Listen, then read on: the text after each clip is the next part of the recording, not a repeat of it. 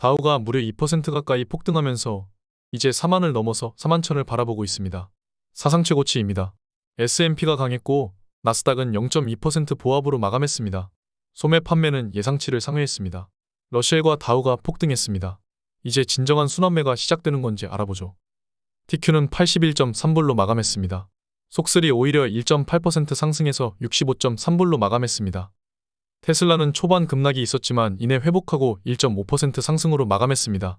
엔비디아는 1.6% 하락해서 126불로 마감했습니다.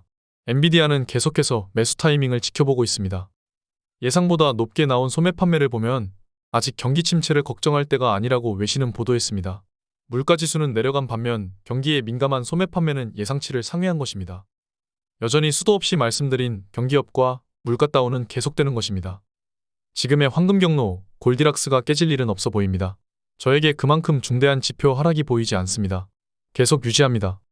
러셀 중소형주는 3% 폭등했습니다. 최근 움직임이 심상치 않습니다. 그동안 계속해서 길을 모았다가 분출하는 그림이 나오고 있습니다. 매수 강도는 엄청나죠. 전체 섹터를 보면 빅테크에서 자금이 다른 중소형주로 순환하는 그림입니다. 빅테크는 이미 하나의 섹터입니다. 안전자산에서 좀 더 위험하고 성장하지 못한 중소형주로 자본은 이동했습니다. 나스닥은 매수 강도가 점점 약해지고 있습니다. 그러나 지난 폭등 때에도 같은 일이 일어났었죠. 과열을 줄이고 있습니다. 지금은 조정이 아니라 섹터 간 자본 이동만 있는 시장입니다. 이런 걸 순환매라고 하죠. 나스닥은 오히려 상승했습니다. 나스닥에 포함된 작은 주식들도 많기 때문입니다. 그러면 지금 미친 듯이 오르는 중소형주 따라가야 할까요? 순환매 장세에서 각 섹터를 쫓아다니면 주식 투자 망합니다. 우리는 투자하는 자산들을 계속해서 들고 가야 합니다. 다우와 S&P가 오르니 피어 앵그리드 인덱스는 어느새부터 탐욕 단계에 접어들었습니다. 그동안 미친 듯이 상승했던 나스닥이 이제는 기다리고 있습니다. 다우가 폭등하고 S&P가 상승하는 그림으로 키 맞추기를 진행 중입니다. 우리가 해야 할 것은 조정 시 매수뿐입니다. 여기서 주식을 팔아버린다거나 특별히 취해야 할 액션은 없습니다. 파월은 금리 인하를 서두르고 싶어 합니다. 지금까지 파월이 보인 행보와는 다른 모습입니다.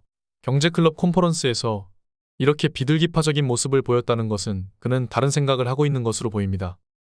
경기 침체에 대한 우려로 선제적으로 금리 인하를 원하는 것인지 아니면 정치적인 이유로 그러는 것인지는 모르지만 예전과는 다른 모습입니다. 지금까지 파월이 매파에서 인하 스탠스를 보이니 미국 증시는 계속해서 올랐던 것이죠. 증시가 오르면 기존 대통령인 바이든의 당선 확률이 올라갑니다. 패드와치는 이제 금리 인하를 3번이나 반영하고 있습니다. 지금의 증시는 미래의 금리 인하 기대감을 끌어들여와서 반영하고 있는 시장이죠. 이 뷰가 바뀐다면 증시는 하락하게 될 것입니다. 트럼프는 금리 인하를 당연히 반대할 것이라고 생각했는데 이렇게 대놓고 이야기했습니다. 대선 전에 금리 인하를 반대한다는 것이죠. 지금 증시가 평화롭고 상승만 하면 안 되기 때문입니다.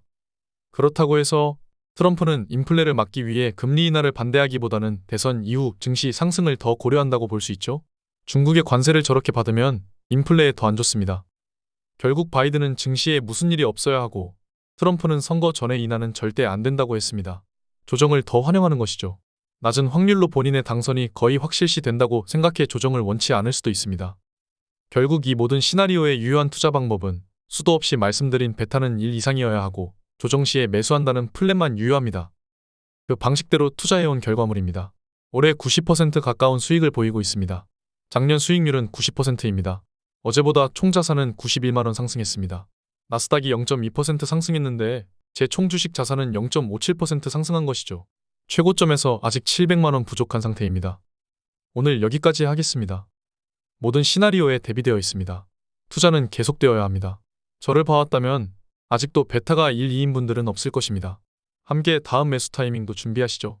감사합니다. 지금까지 목숨 걸고 레버리지와 테슬라, 비트코인 투자하는 RS 미국 주식이었습니다. 감사합니다.